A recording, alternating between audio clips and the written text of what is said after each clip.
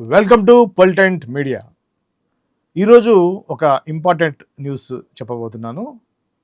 మన తెలుగు సినిమా రంగంలో, తెలుగు సినిమానే కాదు, ఇండియా ఒక మాట చెప్పాలంటే ఇండియా వైడ్గా కాదు, వరల్డ్ వైడ్గా క్రేజ్ ఉన్న ప్రాజెక్ట్ ఏదైనా ఉంది అంటే ఖచ్చితంగా మన తెలుగు దర్శకుడు రాజమౌళి మహేష్ బాబు కాంబినేషన్లో రాబోతున్న ఎస్ఎస్ఎంబి 29. దీని యొక్క బడ్జెట్ 1200 కోట్లుగా మనకి తాజాగా తెలిసింది. అంటే 1180 కోట్లు అనేది ఇప్పటివరకు ఉన్నది. అంటే ఆల్మోస్ట్ ఆల్ 1200 కోట్లతోటి ఇది తెరకెక్కుతుంది. రాజమౌళి సినిమా అనగానే మనకు తెలుసు భారీ లెవెల్లో గ్రాఫిక్స్ అయితే ఉంటాయి.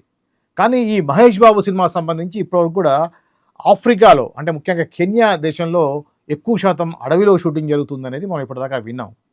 అయితే ఈ అడవి నేపథ్యం ఏంటి, ఈ యొక్క అడ్వెంచరస్ అనేది ఆల్రెడీ చెప్పారు. రాజమౌళి ఆల్రెడీ మనకి అనౌన్స్ చేశారు ఏంటంటే ఇది ఒక ఫారెస్ట్ బ్యాక్డ్రాప్లో ఉండేటువంటి కథ అని. అయితే తాజాగా వచ్చే ఒక కొంత ఇన్ఫర్మేషను, అంటే రిలయబుల్ సోర్స్ ద్వారా వచ్చిన ఇన్ఫర్మేషన్ ఏంటంటే ఇది ఒక రామాయణంతో లింక్ ఉండేటువంటి కథ అనేది ఖచ్చితమైనటువంటి ఒక మనకైతే వార్తలు అయితే వస్తున్నాయి. అంటే రాముడు త్రేతాయుగంలో రాముడు తన యొక్క జనరేషన్స్, రాముడి పిల్లలు లవకుశులు మనందరికి తెలుసు. అయితే ఆ లవకుశులు 2వ తరం అయితే ఆ విధంగా 63వ తరంలో మహేష్ బాబు ఉంటాడని, అంటే రాముడి యొక్క అవతారమే మహేష్ బాబు క్యారెక్టర్లో ఉంటుందని. అయితే అప్పుడు ఉన్నటువంటి ఏదైతే అప్పుడు సంజీవని కోసం ఆంజనేయ స్వామి లక్ష్మణుని బతికించడం కోసం సంజీవని పర్వతాన్ని తీసుకొస్తాడు, సంజీవని మొక్క కోసం. అయితే ఆ మొక్క సంబంధించినటువంటి ఏదైతే ఉందో అది మనం చూసాం, ఎంతోమంది మన ఇండియా మీద దండయాత్రలు చేసి మన సంపదని దోచుకు వెళ్ళారు. అదేవిధంగా ఆ యొక్క సంజీవని మొక్క సంబంధించినటువంటి ఆనవాళ్ళను కూడా వేరే కంట్రీ వాళ్ళు ఎత్తుకెళ్ళినట్టుగా. సో ఆ యొక్క దాన్ని ద్వారా కొంతమంది దాన్ని మిస్యూజ్ చేస్తున్నట్టుగా, ఆ మిస్యూజ్ చేసే వాళ్ళని గుర్తించి ఆ యొక్క సంజీవని మొక్కని రక్షించేటువంటి ఒక రక్షకుడిగా, అది రాముడి అవతారం 63వ అవతారంలో ఉండేటువంటి వ్యక్తిగా మహేష్ బాబు దీంట్లో నటిస్తున్నట్టుగా మనకి పక్కా మనకి ఇన్ఫర్మేషన్ అయితే వచ్చింది. అయితే దీంట్లో ఇప్పటివరకు మనం అనుకున్నట్టుగా ప్రియాంక చోప్రా హీరోయిన్ అని చెప్పి అనుకుంటున్నాం, కానీ ప్రియాంక చోప్రా ఒక నెగిటివ్ క్యారెక్టర్లో చేస్తున్నట్టుగా మనకి వార్తలు వచ్చాయి.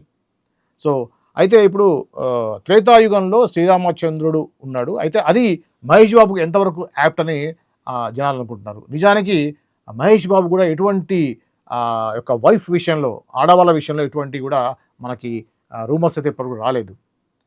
రాముడి యొక్క క్యారెక్టర్ని మహేష్ బాబులో ఖచ్చితంగా చూడవచ్చు. ముఖ్యంగా మనం ఎక్కువగా రాముడు కృష్ణుడు ఈ యొక్క డివోషనల్ క్యారెక్టర్ అనగానే పెద్దవాళ్ళు ఎక్కువగా ఇంట్రెస్ట్గా ఉంటారు. మనం చూసాం కల్కి సినిమాలో కూడా ఆ యొక్క ఏదైతే మహాభారతాన్ని లింక్ చేస్తూ కథని ముందుకు తీసుకెళ్ళాడు దర్శకుడు. అదేవిధంగా ఇప్పుడు వస్తున్న చాలా సినిమాలకు కూడా మైథలాజికల్ టచ్ అనేది ఉంటుంది. అలాంటి ఇప్పుడు సోషల్ సబ్జెక్ట్లో ఒక మైథలాజికల్ టచ్ చేయడం అనేది ఇప్పుడు ఒక పెద్ద భారీ సినిమాకన్నిటి కూడా అవే నడుస్తుంది. రీసెంట్గా వచ్చిన నరసింహ అవతార్లో కూడా ముఖ్యంగా నరసింహ అవతారాన్ని చూపించడం, అది చాలా తక్కువ బడ్జెట్లో వచ్చినటువంటి సినిమా 100 కోట్ల రూపాయల వసూలు చేయడం అనేది మనం చూసాం. వరల్డ్ వైడ్గా కూడా ఇండియన్ మైథలాజీకి ఆ విధంగా క్రేజ్ ఉంది.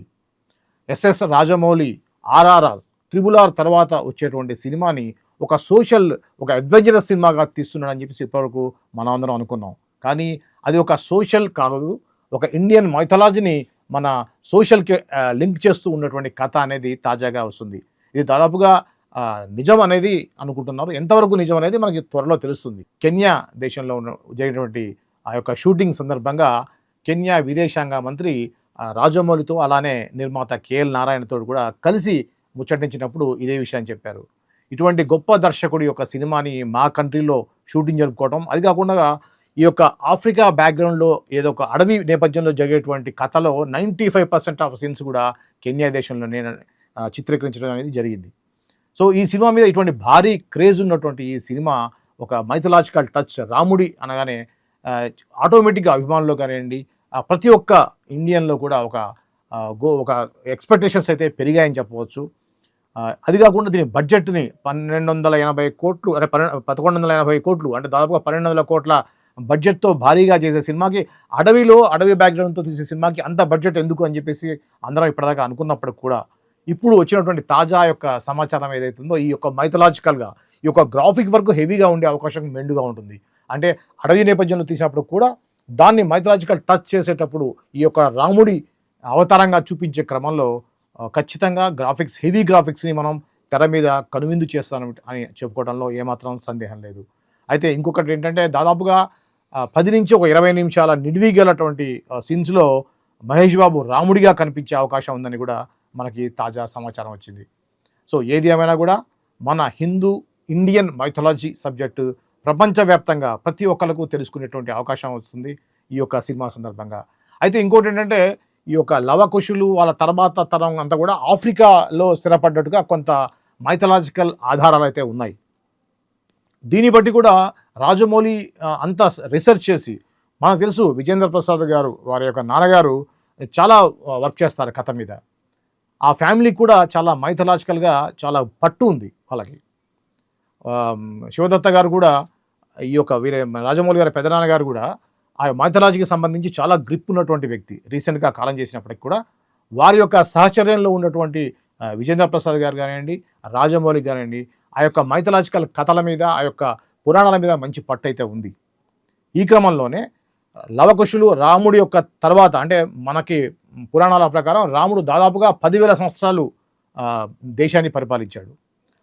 ఇప్పుడున్న భారతదేశం కాకుండా చాలా దేశాలు కలిసి ఉన్నటువంటి ప్రాంతాన్ని ఆయన పరిపాలించడం జరిగింది.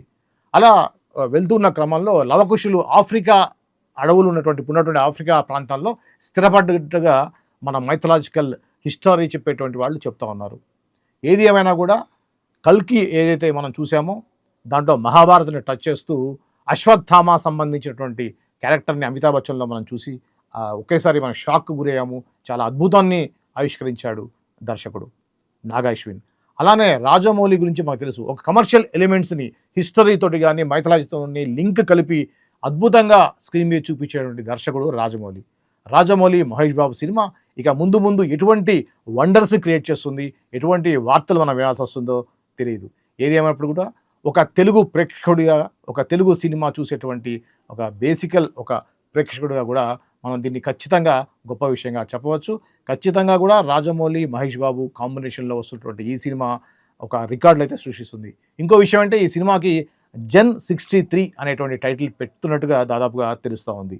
అంటే జన్ 63 అనే టైటిల్ ఎందుకు పెడుతున్నారంటే రాముడి యొక్క 63వ జనరేషన్ అనేటువంటిది దీని యొక్క ఉద్దేశం.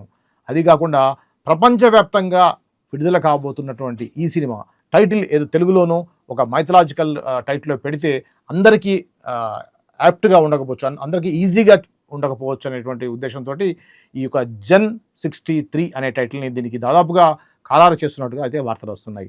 మనం గతంలో చూసుకున్నట్టయితే ఇప్పుడు బాహుబలి కంటే కూడా RRR అనేది వరల్డ్ వైడ్గా చాలా పాపులర్ అయిపోయింది. ఎందుకంటే ఈజీ ప్రొనౌన్సియేషన్ RRR.